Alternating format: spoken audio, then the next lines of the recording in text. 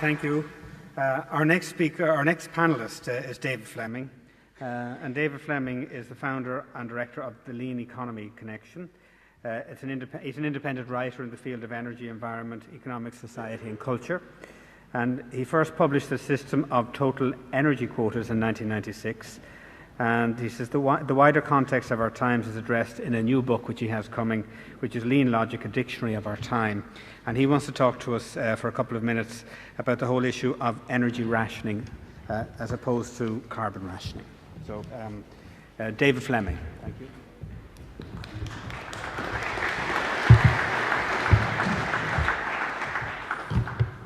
Well, good afternoon, everybody. Thank you for inviting me to be on this panel. I will, as promised, be brief, and we'll get straight to the point. What we are talking about here, or at least what we should be talking about and looking at, is the energy descent. That is the deep and rapid reduction in energy demand everywhere. And we need to be looking at that in two contexts, both in the context of peak oil and in the context of climate change, because they're both problems, are two sides of the same question, and they need responses which at least speak to each other if they're not actually the same response. In order to do this, we need an enabling framework. That is to say, we need a setting for all the good ideas in terms of technology and other ideas which are around. We need an institutional framework. I call it an enabling framework. And in fact, really, one could say Dr. Schlesinger put his finger on what that enabling framework is there to do this morning when he said that until you get the engaging of the public, you are not going to get that transition. Well, I'm talking about getting the engaging of the public, as Dr. Schlesinger put it. Right, well, there are two scales, that is to say, two contexts, two sizes on which this enabling framework is being considered: the international scale and the national scale.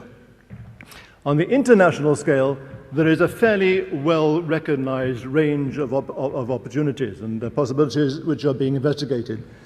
In addition to the various permutations of the Kyoto Protocol, there is Aubrey Mayer's contraction and convergence scheme, which is very widely respected around the world, and there is Richard Heinberg's depletion protocol, which is also widely respected. And on the national scale, there are a much wider range of opportunities and possible policy options, one of which is, of course, tax. Another is a whole raft of regulation, and a third of which can be called allowances, usually described as personal allowances, but in fact the question is wider than that.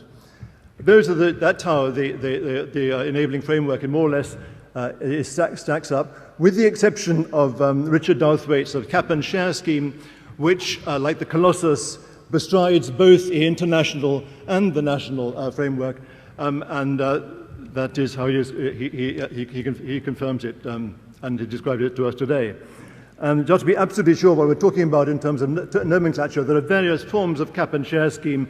I think we should be absolutely clear that we're talking about the faster cap and share scheme, which is absolutely fine. That is just from the point of view of clarity. Well, so there are two ways. There are two ways of thinking about allowances, particularly two ways of thinking about personal allowances within the national context. So what we're talking about is personal allowances within the national context. One of them is Richard's cap and share, the faster cap and share scheme. As I said, it also has an international context, but nonetheless, we're talking about the national context here, and that's one of them.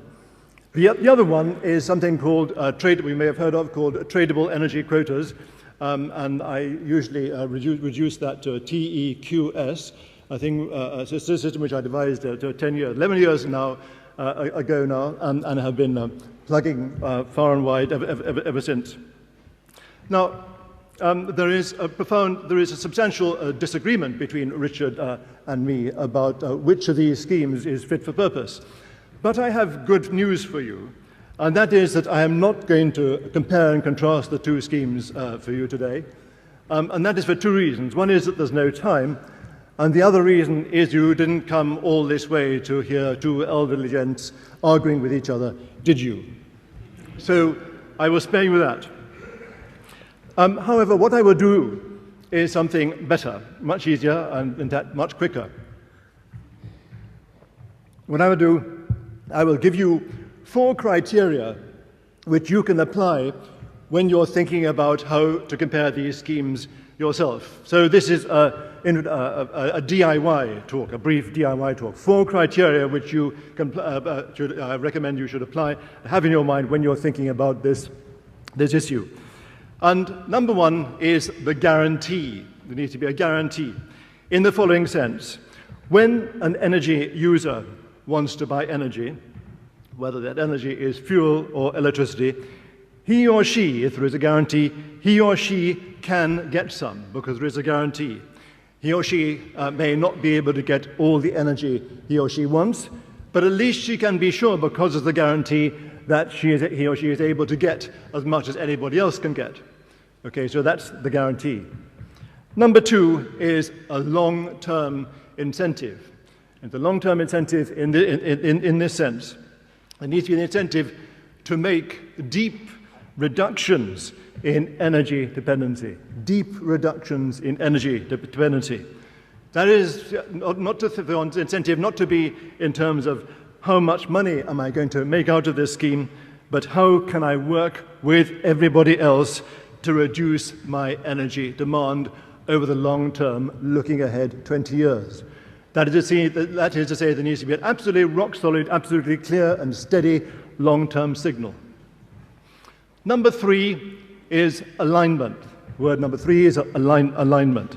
That is the alignment of interests and incentives so that everyone in the scheme, in the whole chain of supply and demand, everyone in the whole chain of supply and demand has a common incentive and recognizes a common purpose to reduce fuel consumption, an alignment of incentives, and are the fundamental principles of systems design. And number 4 is simplicity. The scheme needs to be hands-free. There needs to be no complex administration for energy users. There needs to be no cash handling built into this scheme. So that's number 4, simplicity. Guarantee, long-term incentive, alignment, and simplicity. GLAS, glasnost, transparency. Think transparency.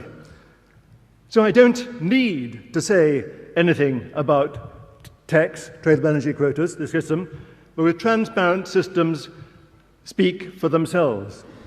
However, I can make it easier for them to speak for themselves, this system to speak for itself, by telling you how you can find out more. One way is you could read the leaflet which you found on your chair after lunch today. Another way is to read the booklet, buy the booklet, which is on sale at the end of the room, Energy on the Common Purpose. Another way is to invite me or my colleague, young Sean over there, stand up Sean, both of us are able to give full presentations anywhere in the world, almost any time of the day or night, if you invite us. Number 4 is to invite you to look at our website. Number 5 is to invite you to read David Strawn's excellent book, The Last Oil Shock, which he's one of the people who understand tradable energy quotas, and it's explained there. And number 6 is to talk to me in the bar afterwards, and not to forget to talk to Richard Douthwaite as well. Be equitable about this. But when you are talking to us about this, first and foremost, when thinking about personal carbon allowances and about enabling frameworks, think glasnost. The last time a lot of people thought glasnost at the same time, there was a breakthrough. Thank you.